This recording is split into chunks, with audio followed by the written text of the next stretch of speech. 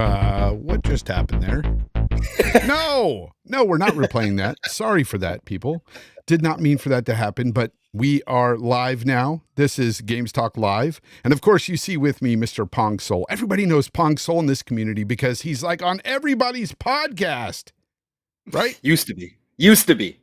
I had more time. You're still on quite a few. Still. Yes, I am.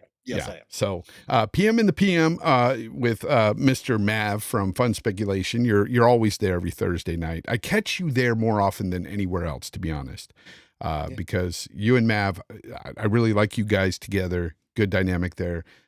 Check them out if you haven't. Colt Eastwood, I see you in the house, and thank you very much for the compliment, sir. It's good to see you here. I see it's Timmy here, Purple Tree Frog, and Boss Mod Lethal Papa holding it down for the chat. The best moderator in the game, Lethal Papa there. So it's good to have you here, buddy. Yeah, a lot of you. Infinite Umbra's here as well, and of course. I'm sure you've podcasted with him before. Mr. Ego himself, yes. I have. Mr. Ego, yeah, Mr. Singer too. He sings really well, by the way. I don't know if you've ever heard him sing. Yes, that man can sing. Yeah, yes, he can. Pretty darn good. But we don't need to tell him that because he's already got a big enough head. So that may be true. But we agree on one thing, and that, of course, is Starfield. That's what we agree on. Yes, we do. Royal Boyle, I see you, brother.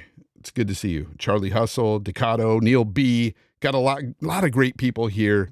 I love it. Every week I come here and you guys make me want to do it every week. You make me want to do it twice a week, honestly, with the way you guys are here all the time. I've got like this.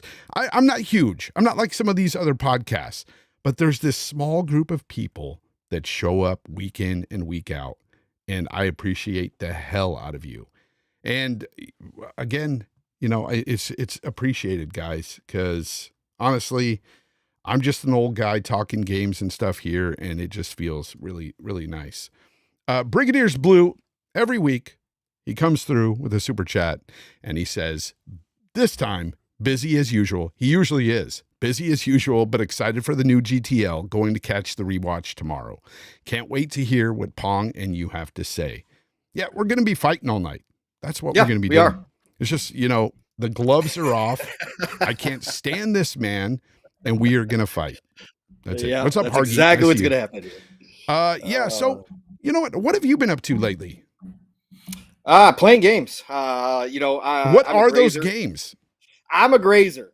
I'm a grazer, Fonz. So just grazing. No, yeah, I'm grazing. So, Halo you love Wars Game 2, Pass then. You love Game Pass. Game Pass 2 is back, but it is the best by far for me, for my type of gaming. Yes. So Halo Wars 2, I've been back on a kick with that again. Getting back in my RTS modes because Age of Empires 2 Definitive Edition is coming next week, and I've got that pre-ordered, ready to rock and roll. So I've been trying to get a little bit of that feel back. And then otherwise, I did jump back into my crack cocaine, which is Midnight Suns. Midnight Suns is it. Love that game to death. And I took about a month off of it, and the Deadpool DLC came out. So I decided to jump back into that as well. Jump back into ESO after the showcase because they are giving away, they let you access all the DLC. Anybody who's heard my story, I've got 300 to 500 hours on ESO over on the PlayStation side, but they won't let me bring it over. There's no cross progression. Why do you have 300 to 400 hours over there on the PlayStation side, sir? PlayStation 4. That was my that was my main jam. That was my jam out the gate first. Same. Me too. Not with that game. I did not play that game, but Destiny. Right. That's where I started that. Yes. And I even had an account on Xbox, and I was playing 2 different accounts, man. It was a juggle. It was a struggle. Right. Until they, merged and said, okay, you can play your account on either system. And I was like, finally, Yeah. But I don't even play it anymore. So ESO, I love the Elder Scrolls series as well, but I can't get into ESO. I tried it. A lot of people have that problem. See, I played it single player. I don't play it as an MMO. So all my almost all my $300 to $500. Now I did some raiding with some randoms over Yeah, on because that I side heard when you I was can't get playing. through all the content by yourself. There's no way. Not like the big raids and that kind of stuff, but there Yeah. is so much single player, like normal Elder Scrolls Skyrim type gameplay. It's ridiculous. Like it just keeps going. Like there's missions. There's also, I mean, you just keep running dungeons like you normally would, except you might bump into some other people while you're running those missions, but it doesn't affect your storyline. It doesn't affect your outcome on whatever mission you're on or anything like that. So I played Yeah. it as a single player and I loved it. So That's good. yeah, That's good. yeah. So Dead Space Remake. Are you playing this game? Ooh, as we were talking about in the background, I'm not a horror guy. And as I got older, it's gotten worse. Now, I did play the original Dead Space trilogy. Absolutely loved them. Okay. Three, obviously everybody has their problems with three, but I absolutely love the original Dead Space. So I was excited for this. But looking at all the changes that they made, um, I feel that this one might be over my limit. I'm really nervous about actually going out and purchasing them. I'm a budget gamer, so I do have a limited budget for my games. So I don't know if I'm going to plop down the money for this one. I might wait until it comes into EA Play, and obviously then Game Pass, and play it, try it then. Just come out with it. You're scared. You're scared. Yes. Tom. You're Oh no, scared. I freely admit it. Absolutely, He's I don't scared. do It horror. has nothing to do with his money, how much he has for games. The man is scared of the game, and rightfully Yes. so, because it is kind of a jump scare game at times. And I heard they made a even more jump scare. Yeah. And the worthy, audio. or whatever. The audio is great. The audio back in the day was already bad with hearing the thing skittering around inside the, oh my gosh. And now that they've added like the 3D audio, and I was listening to them talk about that, I was like, yeah, I don't know. I don't think I can Bro. do this. Legendary Drops in the chat says Dead Space Remake is so good. Best sound design in all of gaming ever. I believe that. I believe it. Yeah. Yep. No, I've already decided I'm going to pick it up. I'm just waiting to see where I'm going to pick it up and how much I'm going to pay for it, because I'd like to get it at a little bit of a discount. $70, especially for a remake, is just kind of a lot, so I'm definitely going to pick it up though. I've already made up my mind to do so, because I love the original, and I love part two even more, actually. I loved part two a lot. And, one day, hopefully they'll make a remake for part two and really do what they did for the first, and change some things and add some things. And what I love about what they've done, what I've seen, because I haven't played it yet, but I've seen a lot about the game, been watching a lot of coverage, and it seems like the changes that they did make for the game were all for the better, for the better. And you know what remakes do we usually see that make changes that actually enhance the game rather than make people get pissed off? I have not seen anybody pissed off about this game. No, they did. Neither have I. Fantastic. Hats off to Motive. Again, EA's on a streak here. I mean, Mass Effect trilogy remake was well done, and now they seem to nailed it out of the park with this Dead Space. So they are on a roll right now. So shout out to Motive. They did a great job. For sure. B. Martin 001. Thank you for the $10 super chat. He says, now that Forza has been pushed to the second half, I now think Starfield comes out in June. Keep up the great work, Fonz. GTL is fire, fire, fire. So, B. Martin, thank you for, being a member of the channel and also the super chat, brother. I appreciate that. But sadly, B. Martin, this is the point of contention I have here with Mr. Pong Soul and others. I do not believe this game will hit by March. I don't think it's going to hit the deadline of the 12 months within the 12 month that they promised last year. Microsoft, of course, stating that, they were showing games that were only going to be coming out within the 12 months period. And that would have been from June to June. I don't think it's going to hit, man. I really think this is going to be pushed back. And I have reasons for that, and we'll talk about that later. That's kind of a topic we'll get into. But yeah, so Dead Space is looking really good. They did a great job with that. Again, Pong and I have not had, I was hoping that you had some time with the game, because I still haven't, but it's looking good, people. If you're looking into getting this game, really, I mean, look no further. Just go out and get it. If you love Dead Space, the original, you're going to love this one. That's what everybody's saying that's played both. So yeah, just go get it. Legendary Drops on Dead Space. Thank you for the $5 super chat, by the way. Ian from Legendary Drops. Check them out. Just Gaming Podcast. They just did a show today. I have not caught it yet. I'll watch it tonight at work because I watch them every week. I love what they do over there on the Legendary Drops channel, by the way. He says, Dead Space, $60 on Steam, where real gamers play. See, now this is the problem I do have with Ian. He's a PC master race. I don't know. Right. Cuck. That's what he is. PC master race cuck. He says the 3D audio simulates your own heartbeat, which triggers your actual heartbeat to rush. Wild. Wow. I did not know that. So that's incredible. Yeah. So you just talked Pong into never playing this game again. Yeah, pretty much. Yeah. You just talked him into it. No, but Legendary Drops. No, it's all fun and games. I know you guys play pretty much everything over there. You have a Xbox, you have a PlayStation 5. You guys play your games, but you prefer your PC. And I don't have a problem with people's preferences. See, that's one thing, Pong. I don't care. You could be a guest on this show. I don't care if your preference is Xbox, PlayStation, even Nintendo. I mean, if you like those kiddie games, you can still come on and I'll hang with you. No, I'm just playing. It's just not for me. Nintendo, it's like I've grown up and grown out of Nintendo games. I don't know why. Super Nintendo was my last one. So that's how long I've been gone. Really? Nintendo 64 was my last. And, of course, GoldenEye just dropped on the Xbox, and it's a total turd, people. Right. It's Thanks, basically the original game. It's basically you're playing the N64 game all over again, and who wants to do that, right? And I told people this, by the way, if you're playing it, enjoying it, that's cool. Do you? But I told most people, because there was a lot of people saying, GoldenEye's coming to Xbox. This is going to be fantastic. I can't wait to get back into it. And I'm like, nostalgia is a hell of a drug, people.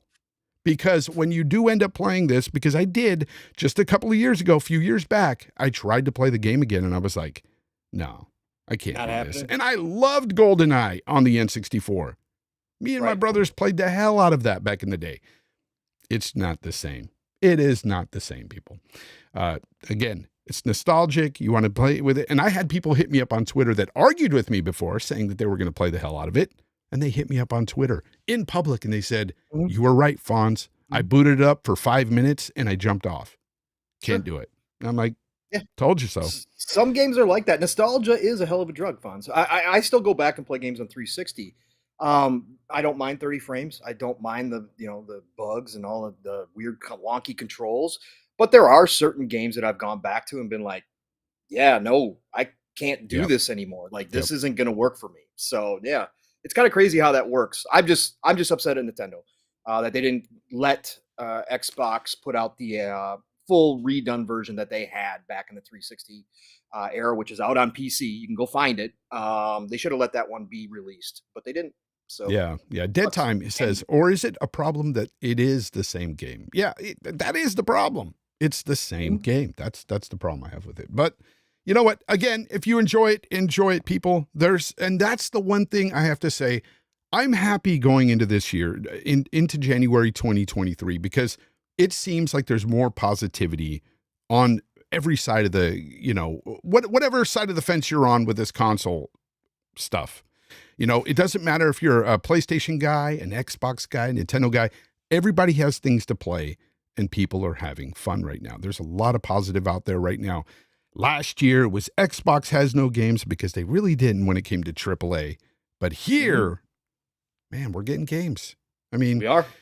It's really nice to see, and that's what I like about 2023 so far is that we have games, and some of it may not be for you, but there is a game out there for you that you will enjoy, I'm sure, on every platform. Royal Boyle 78, thank you very much for the super chat, brother. He says, always here to support my guy Fonz, GTL, Jim Tan Laundry. Wait, different show, LOL. Here's to the great show tonight, brother. Hey, no, not the Jim Tan Laundry. No, don't go there. Don't go there. That's a totally different show. Yeah, one that I did not partake in at all. I know what that is in reference to, but I thought that show was so annoying. Those people were so annoying. I could not stand it. But whatever. Do you, if you like that show, if you watch it. But No, Pong, let's talk about why it's such a great time for Xbox right now. I think that, this week especially, Mhm. they had their developer direct, Yep. and their developer direct show that played just last week or this past week.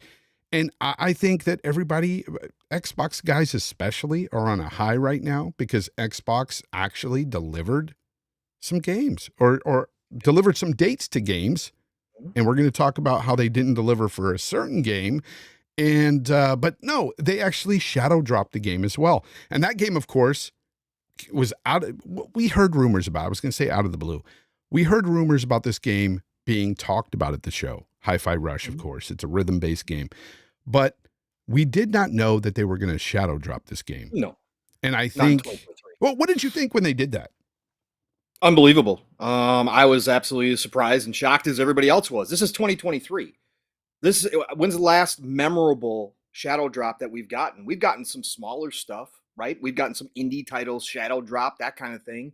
But a game of this quality that we now know is this quality coming out of the blue from a developer like Tango Gameworks again, when they said rhythm brawler, I mean, we heard from Grubb and stuff, with over the past month or 2 months or whatever, he kind of got the name and kind of the descriptor. We still had no idea what this game was going to look like. We had no idea what to expect. It's Tango, known for horror. Shinji. I mean, again, this is not something that they normally would do. So then you add all of that onto the shadow drop, and you just got to cheer, Fonz, because this is Mm-hmm. old school. This used to happen a lot of times. Well, even you go back with you and I back in the day, we didn't even know games were dropping because we didn't have the internet. So games would just show up at the store. You walk in and be like, "Oh, hey, look at this new game." So it was kind of like a shadow And, drop for and you're you looking that at the day. back of a box and you're like, it Yeah, looks kind of cool. looks kind of cool. Then you take it home and it's total crap. But that Right, happened a lot. exactly. That happened a It lot, happened, people. it happened a lot. But so yeah, no, I thought it was an amazing way to do this. I mean, again, they set expectations for this show, and then they over delivered by having the fifth game, which turned out to be Hi-Fi Rush. And like I said, cherry on top, you shadow drop it, turn around and say it's available to download now. Let everybody just go run it and grab this thing, circumvent the whole system that we normally have to go through. And let's not forget, too, they kept this thing secret, Fonz, for this whole time. This has been in production since 2017. There hasn't been a True. blip until Grubb brought it up a couple months ago. There hasn't been a blip to be able to do that in 2023, especially, True. you know, Xbox has been kind of leaky through the years, is crazy. And So, they leaked the no, I was fact that this absolutely game was in existence, right? Jeff Grubb right. leaked Yeah, that, and Jez talked yeah, about it too. And I was thinking to myself, all right, well, it's a rhythm based, based brawler. I'm not really into those type of things, rhythm based games. Outside of like Rock Band, loved Rock sure. Band. I used to play the hell out of that because my kids would play with me. Like the whole family just sat there and we rocked out. It was a lot of fun. But I don't typically like these rhythm based games like this. Um, but the one thing I will say is nobody leaked that it was going to drop. Well, somebody did leak that, but I didn't see it until after it dropped. Yeah, I had no yeah. idea. So it You talking wasn't about like a the Reddit huge thing post? that was out Yeah. out there for everybody to see. The casuals didn't know this was leaking and, or dropping. And when it dropped, I was kind of shocked at, even though it's not a game for me, I was like, the game looks quality. The art style is cool. It's different. It looks like a Saturday morning cartoon. That reference is so old, man. I'm dating myself. Saturday morning cartoon. You know what? Now it's like cartoons are on all days, every day of the week. Every hour there's a cartoon. I don't hear you, by the way. You're I muted. said every show is everywhere. So nowadays, so it's Yeah. not just cartoons anymore. You can find anything. But yes, But it looks cool. And the one thing I'll say about the game, though, from what I've heard from friends that are playing the game, is that it is truly quality. It's yes. it is a quality, and you're playing the game, right? Or I no? played through the first level and beat the first boss. Okay. So So what did because you I'm think not a about the game? rhythm platform guy at all, and so for me, again, it's not a game for me. But I had to try it out, right? For Put it on sure, for sure. easy, which I never do. I never put games on easy, but for this one, because I know me, I'm just like, yeah, no, I'm not going to play this game on anything but easy. So I went through the whole first level, beat the boss, got to hear Nine Inch Nails play while I killed the boss Nice. on the stage. I mean, that was a moment, right, in Oh, itself. of course. But no, The game is extremely polished. Now I know people that have beat the game and talked to them personally about it, so I know that this continues on throughout the entire game. The Yep. voice acting is top notch. The writing is through the roof. This is the highest quality double A game that you can get without calling it a triple A game, in my opinion. Um, no bugs, no bugs that anybody's seen that I've had anybody point out to me. Level design for the first level that I personally played through was great. I went from 3D to 2D seamlessly, along with platforming. I mean, all of that was incredible. This is a polished game. That's another surprise, right, Fonz? In 2023, we don't That's the get very many key. polished games. No, we Just don't. sad. Like in a landscape where pretty much every AAA game comes out and it's just buggy and it's broken, you know, to get a game with this quality at least is pretty amazing. It's pretty awesome. The one thing I will say, I think that has people talking a little bit negative on the game is the fact that, and this is only from people that are really upset over the fact that Tango Gameworks, known for games like Evil Within 1 and 2, and they were expecting something more along those lines, something Right. that wasn't this double A, you know, passion project, if you will, type of game. You know, even though this is quality and a fun game for a lot of people, it just wasn't something that a lot of people were expecting from Tango. What would you say to those people that are just like upset about the fact that they dropped a game like this? What more do you want out of game developers at this point? Like, I understand having your favorite games, your favorite genres. Understand all that. This wasn't Shinji's game. Shinji's still making a game out there, folks. This wasn't Shinji. Okay, this was John Johannes and the rest of the team over there, smaller team that got together. Shinji did an interview last year, I believe it was beginning of the last year or so, where he talked about he now at this point in his career, he wants to be a mentor. So he's bringing up these new developers within Tango Gameworks and wants to give them creative freedom. And you saw that during the interview, during the dev talk, when Shinji and John Johannes are standing next to each other, and Shinji turns to him and says, "Well, this isn't my game. This is your game. Go ahead, talk. You know, tell him about it." I thought that was fantastic. That shows that mentorship in action that Shinji wants to develop. Again, he may be known for the horror side. Obviously, Tango is going to be known for that side because he was the starter of Tango Works, right? So he was one of the ones that started it, founded it. So of course, people are going to come to expect that. But he's got this whole group of younger devs with underneath him that are creating different experiences for people. I mean, again, Ghostwire Tokyo wasn't necessarily a classic horror. Sure, it had some of those elements, but it wasn't classic Shinji horror by any stretch of the imagination. So I'm excited for this. This shows that Tango Gameworks now has a lot of diversity that they can get creative in a lot of different ways. And think about this, Fonz. With this game hitting the way it is, the next time you hear that John Johannes is working on his next game, aren't you going to get a little excited to see what it is? It's not just going to be like, oh, okay, well, Tango's working on the game. It's probably going to be a horror game. No, people are going to be going, hey, what's coming out next from this studio? Right? Yeah. And Variety. I think variety. Exactly. The spice of life, people. It is. And I don't know how. I understand the feeling like, hey, I wanted this certain thing from this certain studio. Totally get that feeling. But at the end of the day, this is just another game out there, a high quality game. I mean, again, if you're into reviews, 90 Metacritic right now, folks, again, speaks volumes. This is a high quality game that fills a role that a ton of gamers right now are having a great time with. And if you're a gamer, what more can you ask for? Again, we can all be selfish. A lot of us are. Yeah, we are. At the end of the day, get happy for other people that have a freaking awesome game that came out of nowhere. And Xbox now has a brand new IP that they own with very marketable characters in Chai and 808 that just don't come along every day. True. Right? True. They don't. So, that's true. That's true. That's true. I got a couple of super chats I want to get through here. Constantinos Pascal, I think is how you say this name. I'm not sure. If I got that wrong, I apologize. But thank you for the super chat. They say Marchfield. That's what they're saying. Marchfield. They think Starfield is coming out in March. Pretty funny there, but we'll see. Psychonaut says, thank you for the super chat there. He also says, Marchers unite. That's the name I gave you guys in the community that think it's dropping in March. I gave you the name Marchers. You guys are Marchers, okay? I've got Cult another is one. alive. Let's go. Rand Here comes Rand. Althor 19. Thank you for the super chat, buddy. My good friend Rand Althor, he says, make sure you grill Pong, the cult leader of the Starfield March cabal. He calls you the leader of the cabal. I call you a marcher. You are now dubbed the leader of the marchers as well. He can call you the cabal, marchers. It doesn't matter. 32323 Kool-Aid. Okay.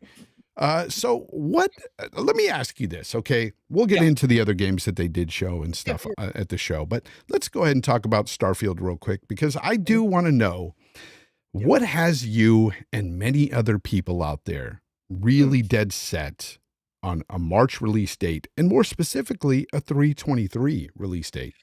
Sure. So this goes all the way back. First, all credit goes to, I'm just a prophet here. The Oracle was actually my brother from their Steel Rain, who I do the show with on Living Split Screen. He's got the clip from 9 months ago, where he first brought up that date. Because we were talking back and forth about the dates that they could go with, because we know that Todd likes his dates. Okay.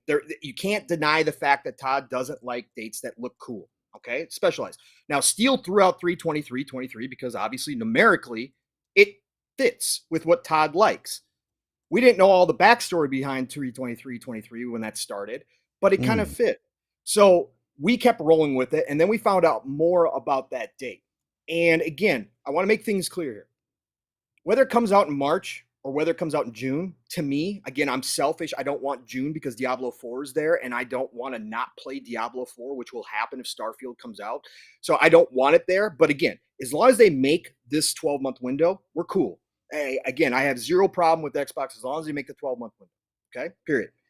The March 23 date just fit because it's the Wright brothers patented the first flying machine on that day. NASA uses it for a bunch of launches and also news. Okay. Now April is Space Month, so April can also make sense in a lot of ways, but 323 works out from that standpoint as well. Symbolism, which is big to Todd as well when it comes to this game.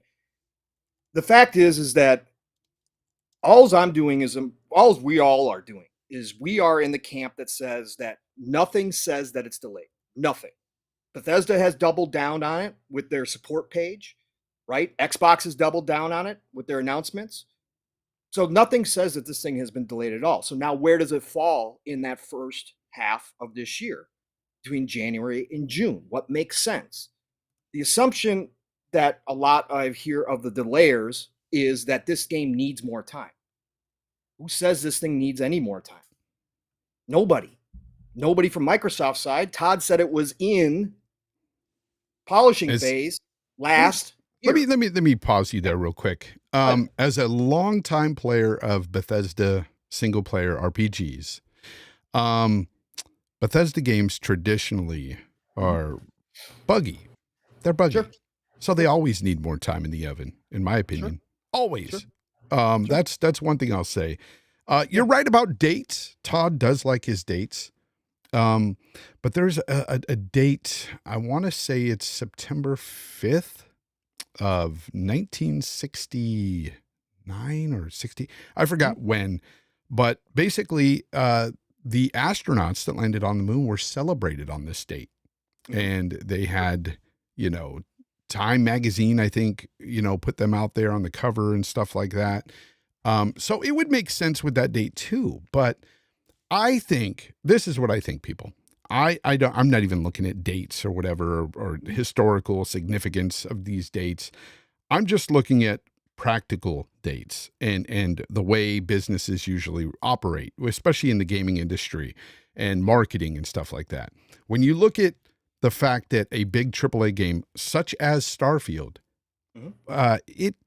games like this tend to have a lot of marketing behind them. You have to put a lot of marketing behind them to push them to get out there, get the game out there to the masses, get the casuals buzzing about the game. We have not seen that yet. And in order for this game to drop by March, we should have already been in full swing of a marketing campaign, and it's not there. So classic marketing. I agree with you, Fonz. Marketing. This I'm isn't. talking about Yeah, pushing. yeah. You Classic got marketing. ads You are on right. YouTube, Not anymore. everything, and you're not But seeing not any. anymore. You don't need it. You need it. You don't need it, You Fonz. still need it. No.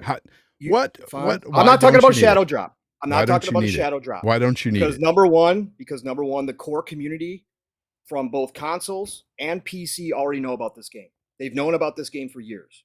The core already knows about it. The core is what gets it out to the masses, along with the mass media. Where do the masses go to learn about gaming? IGN, Twitch, YouTube, right? Those are going to be your three main spots. And IGN, I'm just lumping all the main websites in there that the masses still look at, the casuals still look at on a daily basis. You don't need months of it on there. I'm not talking about a shadow drop. I'm not in that camp at all. I'm not saying this thing's going to be shadow drop at all. Okay. You put out this deep dive, instantaneously, you're going to get mass coverage of this game the minute this deep dive goes out. People picking it apart nonstop for both good and for bad. You're going to have the media breaking it apart, giving all the details. So all the casuals will start going to hear about it at that point. And then when you drop this game and people start streaming it is when it gets out, really, because you're going to have so many people streaming this game, Fonz. You know this is going to be one of the biggest launches. Again, that core streaming group knows Starfield's coming. They're waiting. There's going to be channels built upon the back of Starfield. Make no mistake about it. For sure. So again, if in 2023, my argument is, Fonz, that you don't need to do it that way. And let me bring this up real quick. Todd has always wanted to do this. Todd has always been beholden to the ZeniMax shareholders.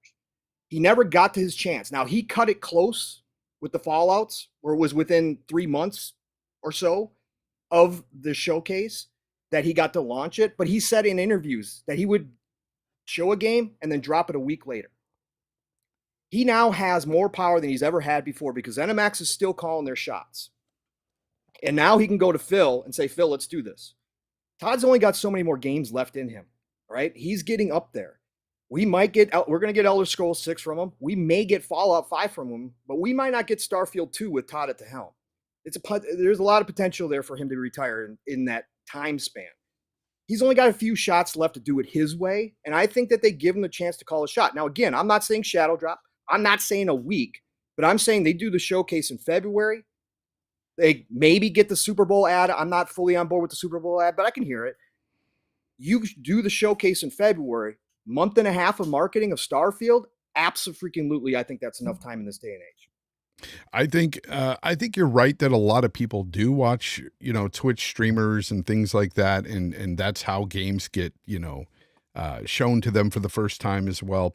But not everybody does. There is a lot of casuals that do not watch Twitch streamers and don't like to watch other gamers play anything, let alone, something like Starfield or whatever. But I think traditional marketing is still needed because it's still being used. It's still being done today. We're still seeing a lot of marketing. Look at how big Cyberpunk got a push. And it didn't come out in greatest shape, but it had a lot of marketing for many months, and especially the last 3 or 4 months leading up to the release, there was a lot of marketing going on out there. And there's a reason why they do this, because it actually works. It makes it makes people buy the game. Especially people that aren't watching YouTube and IGNs and things like that. As much as you think that a lot of casuals are watching IGN, I'm telling you, they don't. A lot of casuals do not watch IGN at all. They don't care. So I work with a lot of guys that are in their 20s and they're gamers, but they're very casual. They mostly play things like COD and stuff. They play the occasional single player game. Some of them even play RPGs. Most of them that I work with personally don't know anything about Starfield. They've never heard of it. And I'm explaining it to them, and I'm explaining the game to them. I say, "You remember Elder Scrolls?" And they go, "Oh, I remember Oblivion." And I'm like, "Yeah, same type of game, but in space and blah blah blah." And they're like, "Oh, that sounds interesting," And I show them videos about it or whatever. They're not looking this stuff up. This is why marketing is needed for them. as they're watching TV or as they're freaking on anything, any video on YouTube and an ad pops up for Starfield, things like that. And it needs to be done time and time again, like boom, in your face, Starfield. That's where I think that Microsoft goes kind of astray with their marketing sometimes. They'll do these deals like with the American Doll or the Oreos, and it's all just like Xbox branded. It's always just Xbox. It's like, put a game on that. Put a game on the Oreos. Why not Starfield on the Oreos? Something, like push these games, something that really entices people to your brand, not just Xbox. Like, yeah, everybody knows that Xbox is a thing, but they may be more PlayStation centric because they like those games. Well, show them a game, market them a game that they might like. And I wish that they would do more marketing for the games themselves. I don't know, but that's the way I see it. March, it just seems way too soon because I've heard some things and I think it's true. I think the showcase, the next deep dive for Starfield isn't until March. That's another reason why I don't think it's coming in March. And like I said, then April would work too. I mean, again, my point is, if your date is September, the only question I would ask you then is if they do the showcase in March. If they do the showcase in March, that makes zero sense. You don't do a showcase 6 months before launch. Todd never has done that. Here's the reason why I say September. And the only reason being is because selfish me, I want it out as soon as possible. I don't see them making the June date. So if it's any time after that, it's not going to be in the summer months. Usually they don't launch big AAA games in July or August. So I'm like, okay, then September. And what I've been told too by, and take this with a grain of salt, people, because I had Jez on the show. He has no real context for, Bethesda or this game. So he doesn't know, but he's guessing September, October as well. He doesn't think it's going to make the date too by June. Not saying it won't. I'm just saying this is our feeling on this because I really don't see it. I don't see it launching right after they, do a deep dive in March. I just don't see it. And see, I don't see them waiting, right? Because there's no sense in waiting. That's not how. Here's another reason. MMO. Here's another reason why too. They have contractual agreements in Game Pass with third-party games as well. I mean, you've got Atomic Heart in February. You've got Wo Long in March. Do you really think they want to step on Wo Long if that's their big game in March? They're going to throw Starfield to overshadow a game that they've already made an agreement with the company? I don't think you're not going to. You're not going to miss any. You're not going to miss games this year, Fonz. You're not going to be able to miss games. And listen, that's the problem. Microsoft. My whole thought on that is Microsoft has played second fiddle to everybody for an entire generation. They don't need to play second fiddle anymore. They got to start calling their shots, Fonz. They have to show confidence. They came out and said 12 months. They've got to have confidence in that, and they've got to prove that they can deliver. Period, point blank, end of story. And it doesn't matter whose toes they're stepping on because 2023 is so jam-packed, and everybody else has got to get out of Starfield's way. And that's my point. The first 6 months is so jam-packed into Game Pass. There's a game coming out every month in 2023. They already knew that in the first 6 months. They already knew that, Fonz, when they said 12 months, didn't they? That's why June would have been the only month that it would have worked. But you already had two other first parties that you were planning on dropping in the first 12 months, not just Starfield. June is not going to work because now I don't see it ready by June. Okay. But June is the 1 month I think maybe. Fonz, why don't you think it's going to be ready by June? The biggest reason why is because we've seen Redfall getting showcased, and the date, of course, is May 5th. Yeah. Or is it May 5th or May 2nd? May 2nd. May 2nd. May 2nd.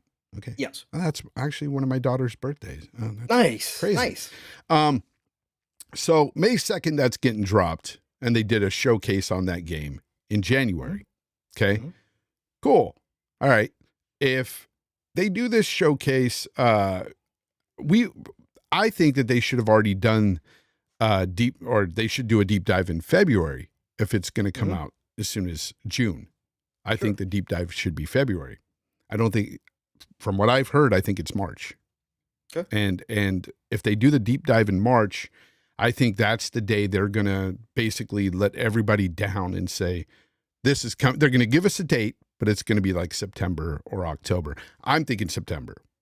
Yeah. They're going to let everybody know at the end of the showcase, the deep dive. Be awful. It's going to be awful, Fonz. It's going to be I don't absolutely think it's awful. going to be awful. You know why? Because we have games to play up until then. We have a lot of games to play. Like, if you were to put out Starfield in March, and it would completely overshadow Wolong, and, you know, Wolong would get just decimated in players. People wouldn't even play it. Two different games. Two different games, but I'm telling you, most people would be playing Starfield over Wolong. You know, the one thing about Game Pass I've noticed about myself, especially with different genres, is that I dabble in different genres. Genres I never usually would try out. I actually try out in Game Pass. And sometimes I end up liking those games a lot. And so I'll start playing those games and like, this is fun. But if Starfield drops that month too, I'm like, I'm not going to play that, you know? And you want those games, especially the developer, the third-party developer, Ninja, I believe, for Wolong. They're going to want their game to get some shine that month. They're going to want the engagement. That's going to be huge for them. That player engagement in the first month is huge. And if I just made an agreement with you to have my game on your Game Pass and you overshadow it with a game as massive as Starfield, you just basically just slapped us in the face. Why? You got paid. I don't see that happening, man. I just don't. Okay. And I get that you see that I totally understand, Fonz. Again, I'm not here to change anybody's mind. Again, we're all speculating. We're all reading tea leaves because nobody knows anything, right? Nobody. Bethesda's on lockdown. The facts are the game is being played from start to finish. Jez called it deep polishing phase already early this month, right? The fact is that Todd would like to drop a game sooner rather than later after showcasing it, which he's done in the past with less marketing than you would think was needed. So I'm just saying the facts kind of line up that this could happen. And if you're Xbox, how do you want to start 2023 after the 2022 that you had?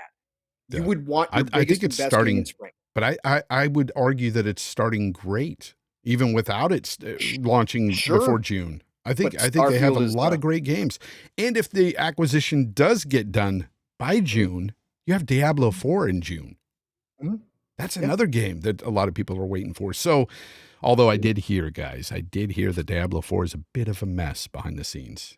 Like it's so bad, I heard that they're actually cutting content because they might not make it for the June date with all the content involved. It's not ready. It's like in bad shape. Hope not. I really hope not, but that's the word behind the scenes. Man, I'm looking forward to Diablo 4. But again, I'm just saying there's so much that's going to be within Game Pass from now until, June that I think not a lot of people are going to be complaining too much if Starfield misses that date. I don't know. It's the 12-month. It's a 12-month commitment. I'll tell you this. It is the 12-month commitment. I don't hate your stance because I hope your stance is correct. I hope I'm freaking dead wrong. I want to be wrong. Because I hope you are too, Fonz. I hope you are too. I want Starfield tonight. I want it now. Things change quickly in life, Fonz. And so as you get older, you start realizing that, everything that's happened over the past 3 years, realize that everything can change in an instant, right? Oh, facts. So even more so now than ever before, Starfield and Cyberpunk are my two biggest hype games that I've wanted in the past 2 decades, easily. So I got one of them finally, but I went through delay after delay after delay. I just don't see Todd Howard going 2 delays. He's never done it. No Todd Howard A-team has ever delayed twice. And here's the other thing too. If the game, let's say for the sake of argument, the game isn't ready right now and it still needs more time to polish, Xbox really needs to get this. They need to nail this one. Bethesda has to nail this game. It has to come out in the best shape possible. So in that regard, if it isn't ready, I hope they delay it. I don't want it now. I want it when it's ready. I really hope with that Bethesda, and I agree, Fonz, wholeheartedly, but 2 delays is not okay at the end of the day. But I do agree with you. If it needs a time, of course. Yeah. But with Bethesda titles, like you pointed out, Fonz, that's a terrible slippery slope because what's 3 more months if they don't hit the June date and they push it to September, like you're saying? What's 3 more months? Why not put it back in the oven for another year? Why not put it back in the oven for 2 years? Yeah. Because Yeah. No, I see what you're saying. most people would say that Bethesda titles, after the modders get their hands on it and after it's been patched a Yeah. billion times, True. is a better True. game, you know? True. So it's just tough, man. It's tough. But no, again, I'm not here to change anybody's mind. I'm just still thinking first half. Well, you know what? That's the, you know, we'll agree to disagree. The marcher, the head of the marcher cabal there is sticking to it. He thinks it's going to be 323. Kool-Aid free at the end of the show. 23. Folks. Let's go. And you know what? If it happens, you know, I'll be happy. If it happens and it's ready, it'll be amazing. It'll be awesome. Mac Bound with the super chat. Thank you very much. He says 4/12/2023 is International Day of Human Spaceflight and Grilled Cheese Day. Grilled Cheese Day, people. Todd, that's all Todd needs. Todd had an interview and talked about cheese sandwiches a few years back. I never heard about that. Maybe that'll be the date. I don't know. All lining up. It's all lining up. The sandwich in the first trailer. Come on. Yeah. Legendary Drops. Thank you very much, man, for the super chat. He says, if Xbox was innovative, they would leverage content creators as brand ambassadors. Let them represent updates, content, and promotional material. Yeah, sometimes they do. Sometimes they do send products and stuff to these guys, and they do promote them. It happens. It's rare on Microsoft's side, but I see it. I don't know if you've seen that before, right, Pong? Oh yeah, I have. It's not as often as you would think, though. I mean, that's for damn sure. So yeah, but it's out there. But no, that's the whole thing, guys. I don't know how you guys feel in the chat, but I see a lot of you anyway. We're all hoping that it comes out sooner rather than later. We really are, but there's just things involved when you're looking at, you know, third-party deals in the Game Pass. I'm sure when they're making these contracts and stuff, I'm sure those developers are thinking about, okay, but what do you have coming down the pipeline? Do you have something dropping that month too that's going to overshadow my game? I'm sure that's brought to light. I'm sure they talk about that. If they don't, that's crazy, because I think about that, and I'm nobody. I don't have a game, and I don't know how to make them. I don't know the first thing about game creation, people. But some people in the chat are saying November. Paul says November is his bet, but I'm hoping not. I hope it's sooner. That would mean that Microsoft has 3 games in 2 years. Let's talk about another game that they showed. Let's talk about another one. Yeah, let's talk about another game that they showed at the Developer Direct, which, by the way, Pong, what did you feel about the Developer Direct as a whole? Just the format alone. Yeah, best thing ever. This is exactly what a lot of us have been asking for out here. I started talking about this 2 years ago after they announced the acquisition of ZeniMax. How are you going to show off all this content? You need a format like the State of Play or Nintendo Direct, in my opinion, to give the spotlight to the games that are coming out, because you have so many in the works and in the pipeline. Eventually, the big shows just aren't going to cut it anymore. You have to let people know about the stuff they're going to be playing soon. So I thought the format, from the graphics in the beginning of the whiteboard, chalkboard, that kind of real cool look about, hey, you guys are getting the behind the scenes with the devs. Again, having the devs themselves talk about their creations with the excitement, the love, the enthusiasm, the passion that we all know that is put into these, gave humanity to these games. Again, we've been hearing about toxicity and you know, devs talk about the community being awful to them. We've seen the nonsense that goes on out here. And this puts a face or faces to the games that we're playing. And I think that that is a huge part of this as well.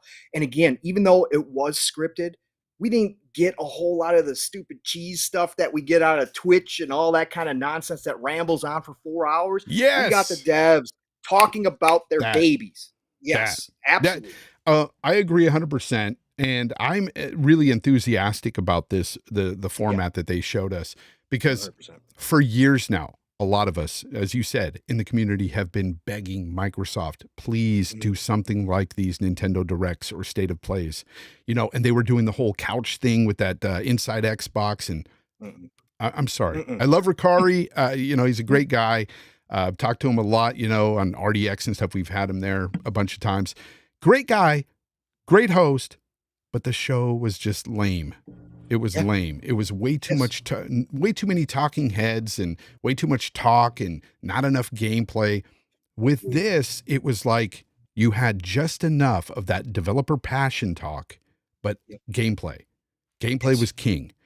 And the way they moved, they didn't skip a beat. It was like one game, next game, next game. Editing was phenomenal. And the pacing editing was, phenomenal. oh my gosh, yes. The way they zoomed in and out of the chalkboards and the way they just flipped around to the developers, showed behind the scenes that you saw the microphone and some of the boom arm and stuff. Yep. It was awesome. It was like watching a really quick little documentary on games, games, and the developers that make them. And I liked it. I thought it was awesome. Even if I wasn't interested in the game, like Minecraft Legends, not interested, don't care.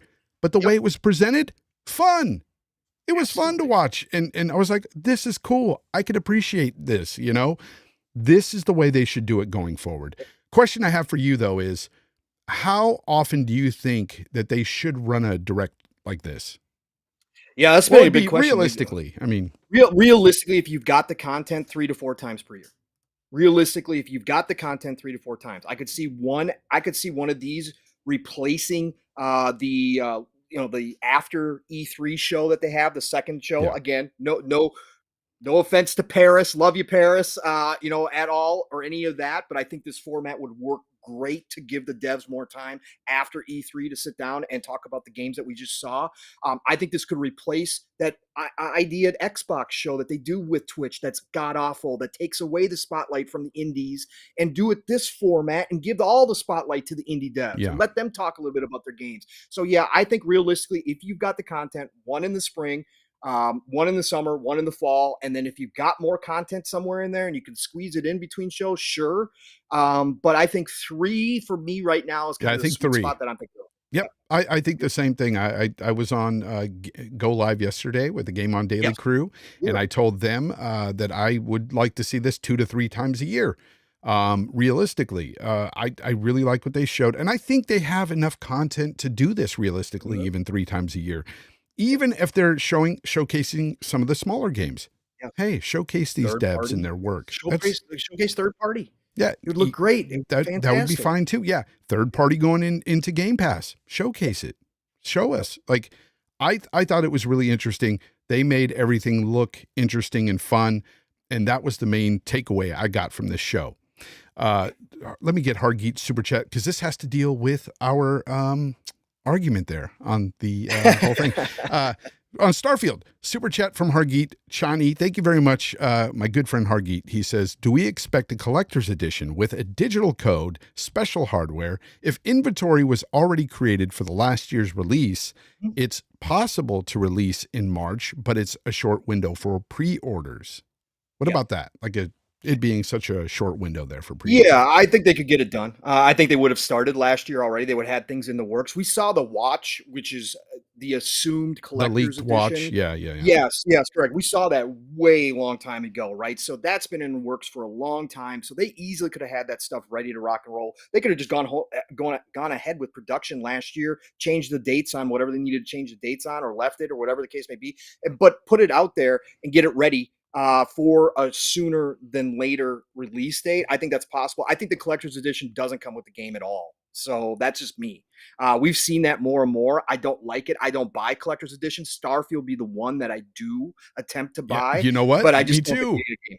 Oh my gosh. You know what? It's so weird. I talked to Colt Eastwood about it, and he says he doesn't buy collector's editions either, but he's going to buy this one. I'm like, wow. I thought I was like the first, like the only guy that was like the first to buy a collector's edition, and it be Starfield.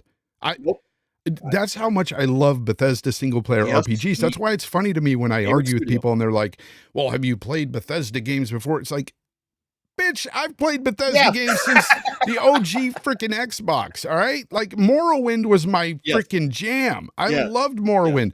I played the hell out of Morrowind. Loved it. And ever since then, it was like crack, man. You had Oblivion drop, and I was just like, you come out of the sewers, you see the world, you're like, holy shit, I'm playing this on a console. Like, this is amazing. Because Bethesda, that's the one thing about Bethesda games that grabs me. It's they always give you like this holy shit moment. Yep. Always. And we're supposed to get 2 of them in Starfield. And we're supposed to get 2 of them in Starfield. I'm sorry for cursing, people. I really don't like to curse that much on this show, but when I talk about Bethesda and their RPGs, their single player RPGs, I have to make that distinction because they always throw in Fallout 76, Fallout 76. The first time they announced that game, I wanted nothing to do with it because it was online. I was like, no, thanks. That's not my thing. Right. but I'll wait for your next project, that's single player. No, And so no. Fallouts, Elder Yep. Scrolls, I love them. Love them. We're in alignment. We're in Fantastic. alignment. My favorite dev studio in the world. So Elder Scrolls is my favorite all time. Yeah, So, they're not my favorite all time, but they're up there. okay. They're top 3 for sure. My favorite is honestly Rockstar. Love Sure. freaking Rockstar. I love their Absolutely. Grand Thefts. I love their Red Deads. I You love like their open games. worlds, Fonz. Love open world games. That's my jam, guys. Open That's world my games. jam too. Absolutely. And that's why I like Ubisoft. I don't Right. love them, but I like them. No, they're my fast food. I mean, I'll Yeah, never put them up there with the exactly, right? steakhouses, but they're my fast food. Yeah, I Yeah. know what I'm going to get. Did we just become best friends? Yes, I think we absolutely, did. Fonz. Yes. Yes, we did, Okay, Fonz. we can agree with it. On something here. No, I'm excited. I'm so excited to see the next Starfield deep dive and stuff. I can't wait to see that. But another game that they showed at this direct event I want to get into right now is Forza. Now they showed Forza and it looked incredible. No, sorry, that's You not gonna do Forza. Redfall? Yeah, that's not the right one. Forza. There we go. There we go.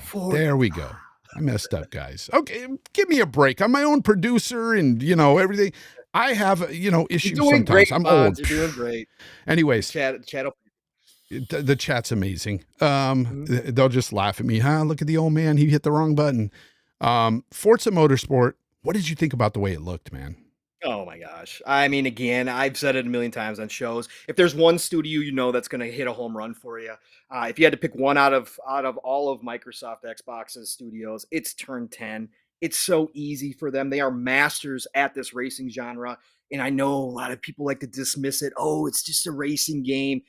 Look, there are very few dev teams out there that put the time and effort into the details that go into a Forza Motorsport like Turn 10. Turn 10 have knocked it out of the park again, Fonz. We've heard this is the longest they've ever taken between Forzas. They, new Forza Tech engine, and they showcase it. I wanted to see more. Of course, I did. I'm a car dude. Like I like both Horizon and I like Motorsport.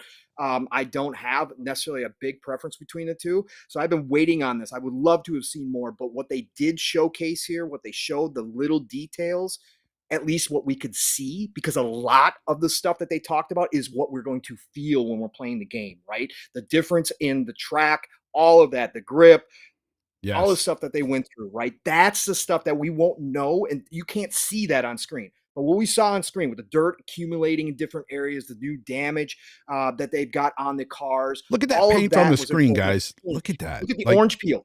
You can see the yes, orange peel. you could see orange peel. You could see the Oh, paint it's flakes. unbelievable. You could see, Yes. Yes. and that's what they really Yes. worked on here was the attention to detail, to the paint and to the the damage and the dirt you accumulate on the cars. You go around the track, you may hit a little dirt patch. It'll reflect that on your car, and it just looks really good. And speaking of reflections, we're talking they're Mhm. talking 4K 60 with ray tracing here.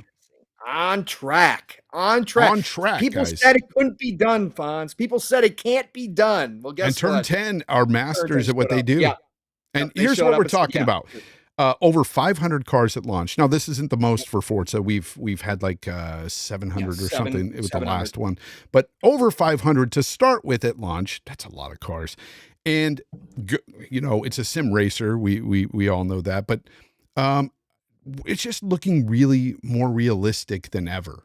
Honestly, Forza's always been like a brighter game when you in like comparison to something like GT Sport or GT games, Gran Turismo games. They usually have a more of a subdued color palette. But it's Forza's always been more colorful and vibrant, and it's still got that. But at the same time, like even looking at the cars, right there on that screen, Yeah. you can see the fact that the paint, what they're doing with the paint, makes it look just a bit more realistic than the last Forza. And Fonz, it's funny that that came up right there because that picture has been being posted. The Mercedes there, the black Mercedes picture has been being posted, and I've seen people that. are trying to shred it are posting, going all the way back to like, the original Forza all the way through. 2011. Yeah. Yeah, 2011 to now, and trying to say that the 2011 looks better because the paint, look at how deep the black is. Do you guys not know what global illumination is? Do you not Exactly. understand that this Lighting. new one is reflecting proper daytime light? That if you wax your car, I don't know if you guys have never waxed your car, but if you wax your car out in the daylight, that's what you see on the car as you're waxing it. Those real-time reflections. Yeah, that looks so fantastic. Yeah, Ridiculous. no, and you know, it's all about lighting because they showed Yes. other pictures of the black Mercedes in another shot from the old game, and the headlight looked very bad, and it was just, it's the lighting. It's the lighting. Because, I mean, looking at all this, none of this looks bad at all. There's nothing to sit there and complain about. And of course, this is all being shown on a PC. I don't want to be disingenuous and tell you, oh, this is Xbox Series X or Series S even. This is being shown on a PC. And a lot of people will point that out as a fanboy talking point. But at the same time, you know, for mudslinging in the console wars. But the thing is, when has Turn 10 ever showed us the PC version, which they usually always do, and then come out with the Xbox One X version and or whatever other version and not delivered on that same kind of fidelity? Exactly. They've always delivered. They've always come out and shown the best looking racer there is. Always. 100%. And 100%. I don't feel this being any different. And they're promising, again, 4K 60 with ray tracing on track. That is crazy. And no, I did not miss your super chat. Your super chat is right here, sir. Mark from Legendary Drops. Thank you very much, man. Thank you for the super chat.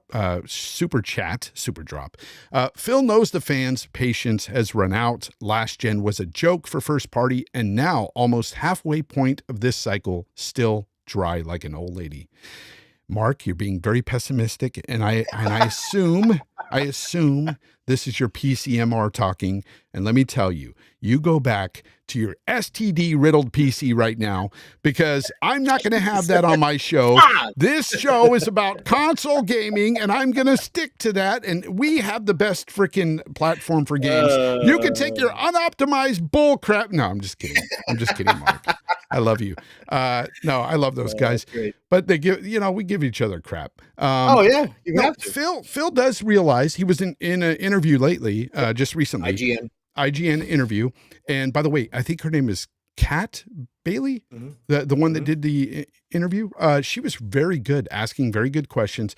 But I really didn't want to focus on that interview today because it was a typical Phil Spencer interview where he just kind of says, hey, we didn't do so good last year, but we're going to do better this year. Yep. We know it. We're going to fix it. We've heard this time and time again, people. And I, like many of you Xbox fans that are tired of hearing it, I'm kind of tired of hearing it. I want to see them produce.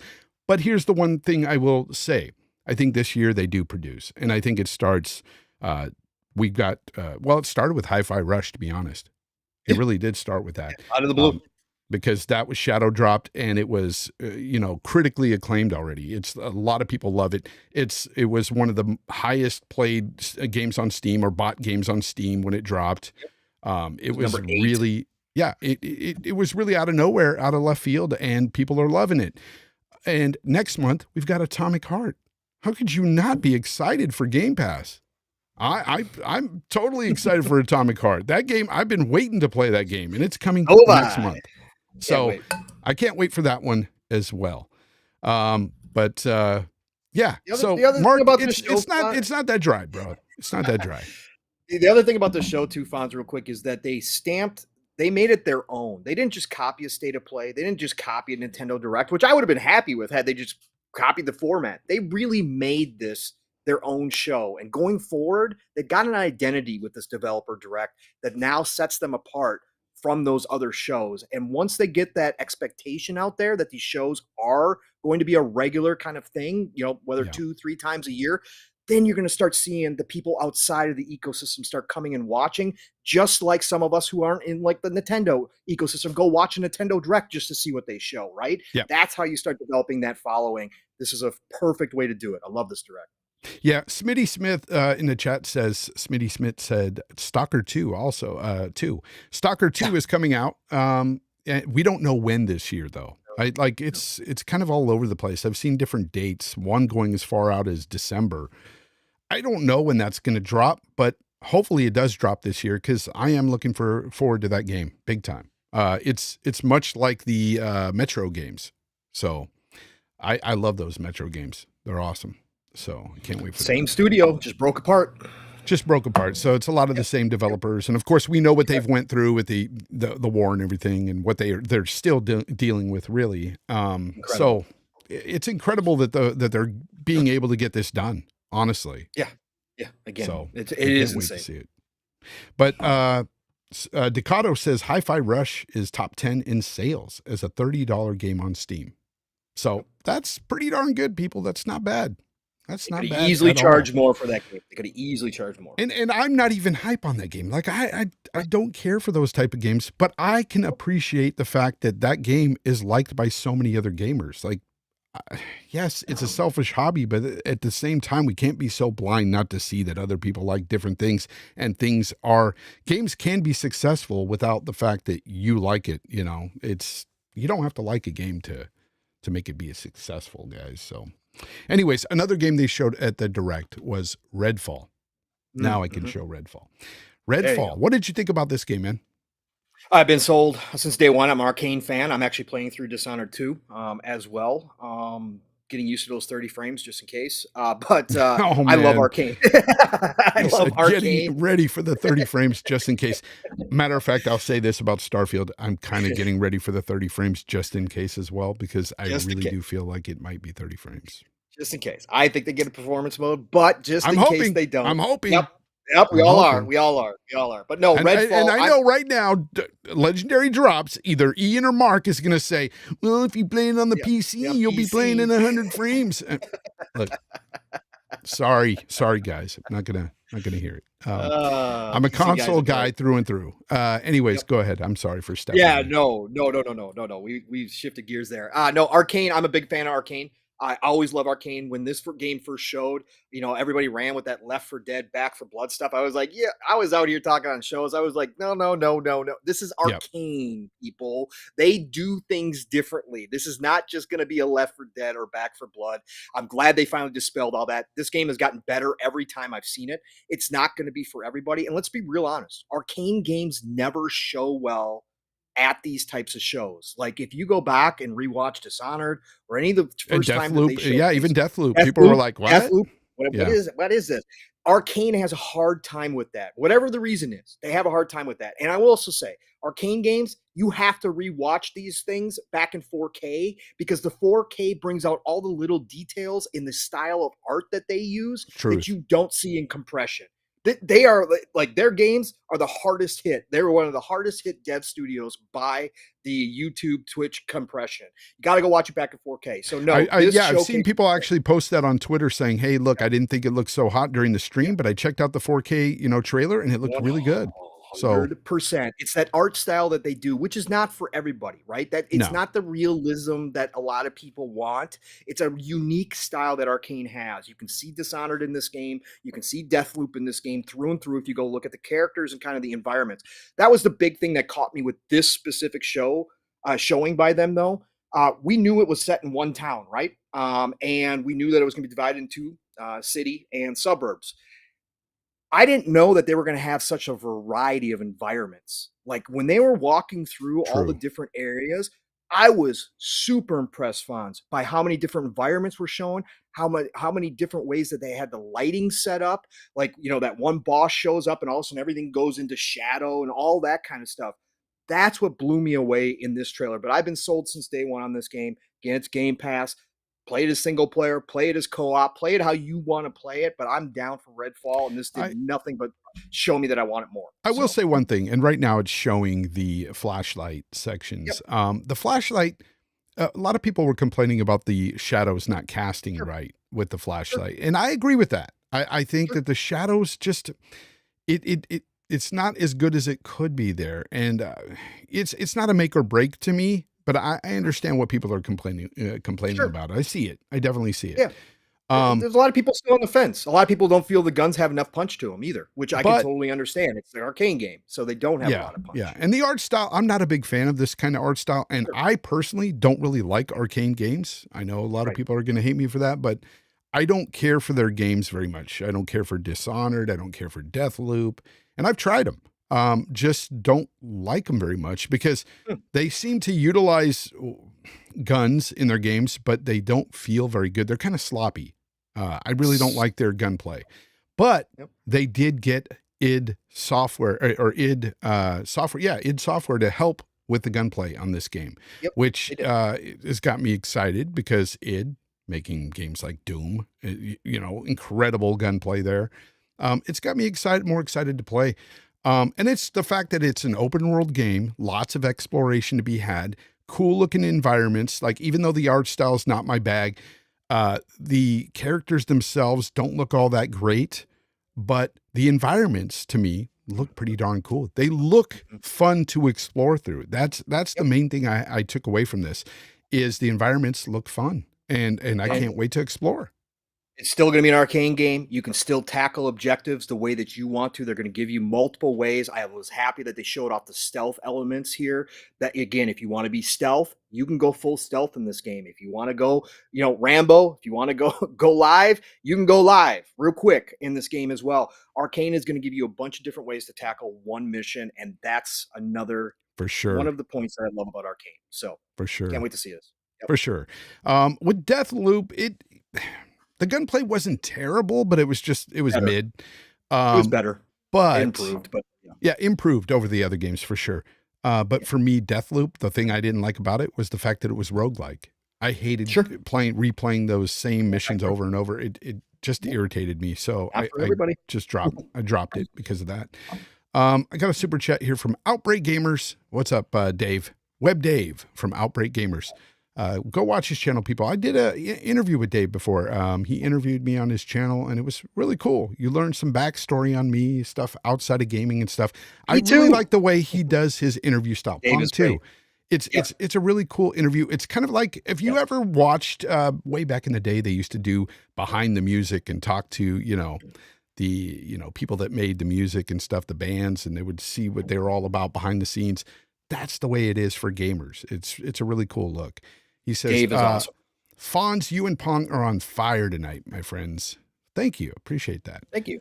Got one here from Biff Rinaldi. He says, 100% playing Starfield on PC. Sorry, not sorry. No, I don't blame you, Biff. Don't blame if you like PC, go right ahead, brother. If you own a good PC, play the hell out of that game at 165 frames per second. Just like I knew Ian would say that, and that's what he said in the chat. 165 frames. Because they have to, they have to gloat. They have to puff their chests out. PCMR, they have to do that all the time because you spend that much, you have to. Come on. Yeah, they spend so much money on their rigs for unoptimized games, 9 times out of 10. So, wow, that happens. Just don't go to those sites anymore, guys, and get those STDs because it's bad for your rig. Mark from Legendary Drops. Thank you for the super chat, buddy. He says, console gamers. See, here we go. Please, please, please have a performance mode. Laugh my ass off. Enjoy Starfield at 30. Peasants. Wow. Yeah. No, we're not doing that. We're not doing that. Don't put that devil on me, okay? Nope. Or on us. Console They're going to have a performance mode. They're going to have it. And even if they don't. I hope so. We'll talk about it. Legendary Drops blames it on consoles for his unoptimized games. Yeah. Oh, well, really? Yeah, because they do most of the time. They do make them for the console, and then they port them over to PC. So yeah, you get our ports. All right. Well, yeah, that they were begging for forever. Now that they've got, so interesting that they always wanted console games. Exactly. Right? Yeah, you got those PlayStation games now. Have fun. There's a lot of those you can play now. Yeah. Anyways, yeah. So Redfall's looking good, man. I think it looks like a great game to pick up and play and explore through. Like the cemetery. Look at the town. It looks freaking cool. Even though I'm not big on the art style, to me it looks cool. That environment looks really good right there. So, I really hope so, Fonz, because Arcane critically is received always well. Their games always are critically received well. They just never had that mass hit like that everybody wanted to play. I really hope this is the one for that team because they're amazing over there. Now, of course, you can play this game single player the whole way through, or you can play with up to 3 other friends, 4 players, and your progression does not continue, or you don't get credit for the progression if you're playing with somebody, you know, it's always the host that gets progression. I hate that, but that's the way it is. But you do get to keep your guns and your attributes you gain and everything. You get to keep that stuff. So that's cool. So I could see myself even jumping in and out of friends' games with this. So I could totally see myself playing with others here. But I do want to experience this game as a single player gamer first. I want to play through the game, see how I like it. And, you know, well, it's looking like a good one, man. It really is. It's got loot. I'm in. But one question for you, though. It may look good for you and I and some people in the chat, but do you think that they showed enough here to sell it to the masses? No. Okay, speak on that. No, I don't think they've done, again, because Arcane, again, their games just don't show well, Fonz. I don't know how to explain it. It's very strange. It's very odd. But they've never been able to get the messaging out about their game. Again, even up until that big interview, people were still saying this is just a Back 4 Blood, Left 4 Dead game. Like, they still, even with all the interviews they had done up to that point, it's crazy, man. So I think that even this showcase did not do, sure, the people that watched, the people that really paid attention to it would have been able to look at this and say, okay, now I can see why it's different. Now I'm starting to understand a little bit. But again, as far as the casuals go, no, this is going to take, again, this game dropping, people playing it, people talking about it, the reviews going out, seeing other people play on their streams and that kind of stuff. It's going to have to be a word of mouth thing for a lot of casuals to catch on to Redfall. That's why I say I just hope this is the one that does catch a little fire for Arcane. I'm not expecting this thing to blow up and be the greatest thing ever, but I just really hope for Arcane that they do get the one that where some of the casuals do come in and they really start playing the game and start talking about Arcane as one of the better studios out there. But I think it's going to take more than just these shows. Deathloop was very critically acclaimed. It got a lot of 10s, perfect scores when that dropped. So again, it had the art style that doesn't appeal to a lot of people, but the gameplay did. The gameplay did. Now when it comes to this game, aspect will help. The co-op aspect will help. I think what else? Yes, the co-op aspect and the fact that it's on Game Pass, that's going to help immensely. I think that this can, you know, generate a lot of, you know, engagement with this game alone, just being on Game Pass. And of course, you know, with that co-op, you're going to have a lot of your friends playing this game with each other. You're going to see it on your friends list, and people are going to have a great time with this. I'm sure. I'm 100% positive a lot of people are going to like this game. So I'm personally going to try it day one. Hopefully I like it. I think I will. But I have a lot of friends that already know that, like you, they like Arcane. They love Arcane. They're going to play this game and they're going to have a good time. It's just one other game at the Direct that we were like, that looks pretty good. You know, I'm excited, but I feel the same way you do. I don't think that they sold it to the masses either. And I think it, you know, what they're going to have to do is when that game does drop, it's going to be a word of mouth thing. I think it'll get around eventually. A lot of people will hear, oh, the Redfall is pretty good. Oh, I can play that on Game Pass. Okay, I'll spend the $10 and see what it's like, you know?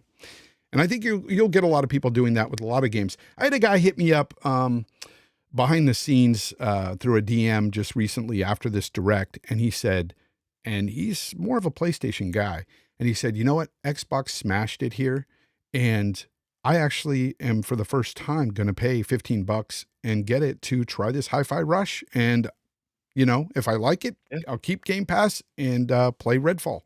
So I was pretty excited. I was like, that's cool, man. I'm glad that you saw the light with Game Pass, because I think Game Pass is amazing. I do. Even last year was a little lull for me because a lot of the games I didn't care for.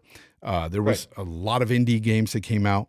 There was a few real good gems though that I loved. So, I mean, you know, there was some good ones there, but there was no AAAs last year. So it was kind of, wasn't that great last year. This year though, totally different story. We got a lot of games coming. Anyways, besides that, do you have anything else to say on the Direct? Because I think we said it pretty much. Yeah. All right. I got the final word about it then. So yeah, no, we're good. All right. So real quick, I want to talk about this really fast. We're not going to go into detail here or in depth. So I know you probably saw this recently, but Sony, I guess, is lying to the EU regulators. I guess somebody went out to Brussels. We know Jim was there at the time, but we don't know if it was him. But somebody lied to them and told them that Microsoft was trying to keep COD, the parity. They were trying not to, give parity with COD to PlayStation. And that's why they didn't want the deal, which we know is not true. Correct. And this is coming from this, by the way, this is what caught my eye, guys, because I wouldn't normally say this if this was a rumor or whatever.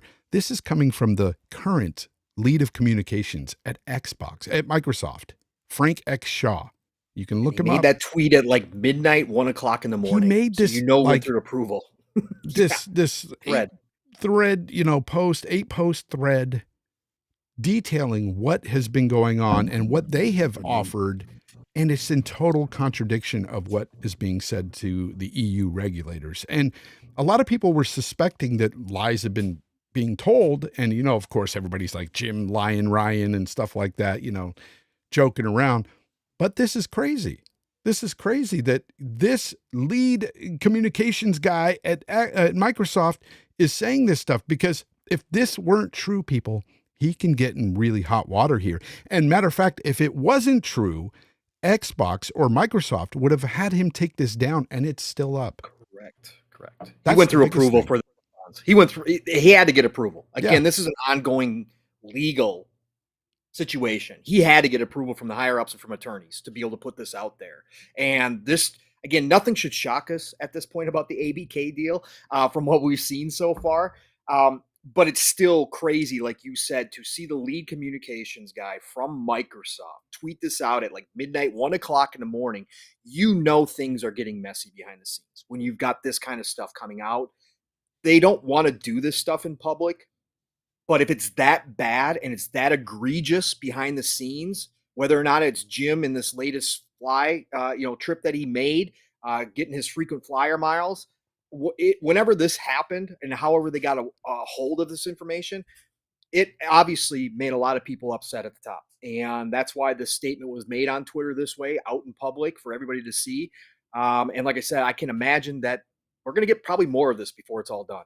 There's going to be a lot more. Public. A lot of mudslinging back and forth. Yep. And as I said on Go Live yesterday, both companies lie to a certain degree. They do. It's just how it is. Corporations, they lie. But this, again, it's interesting that this was thrown out there in the public from the lead of communications at Microsoft. And, they could get sued for this if it wasn't true. And so you're right. They went through a chain of command. Hey, can I put this out there? And that's why he did it. There's no way this would be left out there if they didn't like this. Microsoft. And this is what he said exactly. He said, I hear Sony is briefing people in Brussels, claiming Microsoft is unwilling to offer them parity for Call of Duty if we acquire Activision. Nothing could be further from the truth.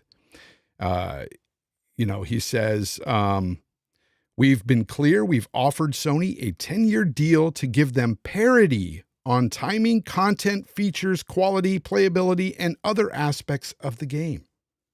So, I mean, that details everything about the game right there.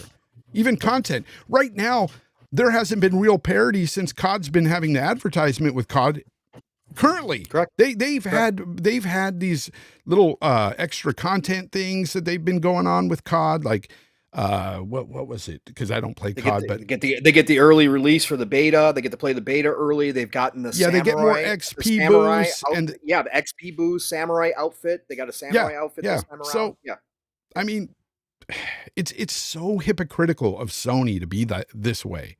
But again, COD is such a big deal, and this is what this whole hold up with this ABK deal is about. At the end of the day, it's about COD. It's because COD is such a juggernaut of a game and such a moneymaker that Sony cannot afford to let Microsoft take it. They can't. They need it. So. They need it right now. I say they really... They need it in a sense where they're not going to go bankrupt if they don't have COD, advertising and stuff like that, and the marketing. But they will hurt. They will Oh hurt yeah. not having COD. Oh yeah. It'll It's one force of the them best to. selling games on their platform. It'll force them to speed up what they're already doing to adapt to this new industry that's changing on them, and they don't like the changes because they aren't prepared for it. They don't have the resources to flip a switch Yeah. and do things like a Microsoft obviously does. So they are trying to delay this for as long as possible and get enough time to kind of work through, get these games as a service going and all this Yeah. kind of stuff that they're working on in the background. So they're just trying to delay this as much as possible. And if they can get it completely nixed, hey, they'll take that. Pop the champagne. They'll be very happy campers if they get this deal nixed. Yeah. And with that, guys, we're leaving that alone. The topic is dead. I just can't wait for them to be done with this. I wanted either they acquire them or they don't at this point. That's all I'm waiting for. Aside from that, I just thought it was interesting because this was the lead communications at Microsoft that did this. Yes. So I thought it was kind of noteworthy to say, hey, this is what they're saying now. So when we do hear that mudslinging, if PlayStation has something against Microsoft in a similar vein, I'm going to report on it here too. I don't care. Like I am not beholden to one console, guys. I like both platforms to certain degrees. I really love Sony's exclusives. So, that's great. I love Game Pass on Xbox. So, and I like their exclusives too. Bethesda's there now. So they've got one of my favorite devs. So Exactly. it's crazy, but I love them both. And that's just the way it is here on Games Talk Live. And with that, guys, we are out of time. I'm getting out of here. I got to get ready for work. I've got to work tonight. So, Pong, let everybody know where they can find you. Thank you very much for coming on tonight. I really appreciate you. I hit him up, and as soon as I hit him up, he said yes right away. And I was like, oh yeah, that's a great guy. Absolutely, man. Really Absolutely. No, it's an honor to be here. To come back again, especially this week, Fonz, with so much going on. Like I said, I was totally expecting you to have somebody big on, not me. But thank you so much for having me, man. Again, it's an honor. Oh, I get big leagued all the time. Like I'll ask bigger people, and they're like, no, or they won't even answer. And I'm like, whatever. They're stupid. Thanks. They're stupid. Whatever. No, it was a pleasure to being here. Thank you, Chad, for showing up again. As Fonz said in the beginning, that you guys make all these shows go. And I see a lot of the same names throughout the community in all the different shows, just like I was when I started out here in chat and I wasn't podcasting. Same thing. So I appreciate you all. Love and respect to each and every single one of you. I'll never, again, that you guys, without you guys, we're nothing. So thank you for being here tonight. Pong Soul on Xbox, Pong Soul on Twitter. You guys all know that drill.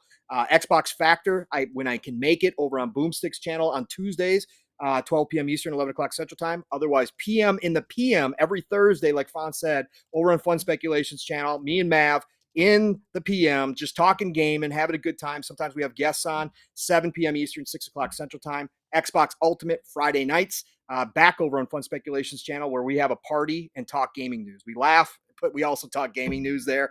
10 p.m. Eastern, 9 o'clock Central. Saturday mornings, it's my brother from another Steel Rain and we go live at 10 a.m. Eastern, 10 a.m. Eastern, 9 o'clock Central Time. We get your Saturday started. We go 3+ hours, normally 4 every Saturday. So be there at Living Split Screen. And then Saturday nights, it's the Shop Podcast on PTK Blam's channel, 8 o'clock Eastern Time, 7 o'clock Central Time, where we get your Saturday night done right. So that's it, Fonz. Thanks for having me. You know what? Even though you cut them down, you still got so many podcasts to promote, and that's cool. I'm glad you have a passion for gaming, and it shows because you talk about it often, and it's awesome, man. Infinite Umbra, thank you very much, brother. He says, great discussion, fellas. Down with the marchers and their non-believers, their lead, haters, their ball leader. Pong Soul. I'm just a prophet. I'm just one of the prophets. And I want to thank everybody for, taking the time out today to come watch the show live, and everybody listening on Spotify, Apple Podcasts, and all those good places that you hear these other streaming podcasts on. I appreciate you guys so much. Without you guys, there just wouldn't be a Games Talk Live. Until next time, guys, game on.